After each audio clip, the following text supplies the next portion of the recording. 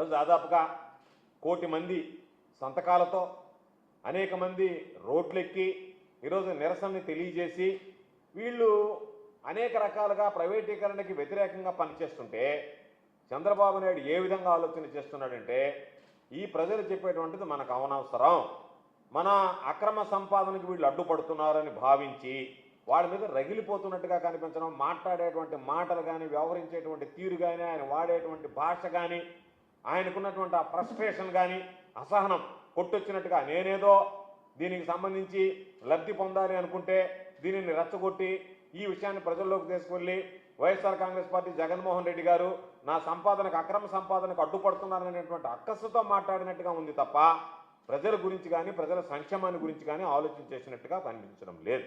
దానితో పాటు ఈరోజు కొత్తగా మాట్లాడుతున్నాడు రోజుకొకటి. ఎందుకంటే బేరసారాలు సాగించేటప్పుడు వాళ్ళు ఏదో కొన్ని ఇన్సెంటివ్స్ అడుగుతున్నట్టుకుంటారు. ప్రైవేట్ మెడికల్ కళాశాలలు తీసుకోవాలనేటువంటి ఔత్సాహికులు ఎవరైతే ఉన్నారో వాళ్ళు ఈయనతో బేరసారాలు సాగించేటప్పుడు వాళ్ళు ఏదో కొన్ని కండిషన్లు పెడుతున్నట్టుకుంటారు. అయ్యా మీరు అడిగినంత మేము సమర్పించాలంటే మాకు ఈ అవసరాలు ఉన్నాయని మాట్లాడుతున్నారేమో తెలియదు, కానీ దానికి సంబంధించినటువంటి దాంట్లో రోజుకు ఒక కొత్త విషయం తీసుకొస్తున్నాడు. 2 సంవత్సరాలు వాటికి సంబంధించినటువంటి జీతభత్యాలన్నీ కూడా ప్రభుత్వమే చెల్లిస్తుంది అని చెప్పి మాట్లాడడం జరిగింది.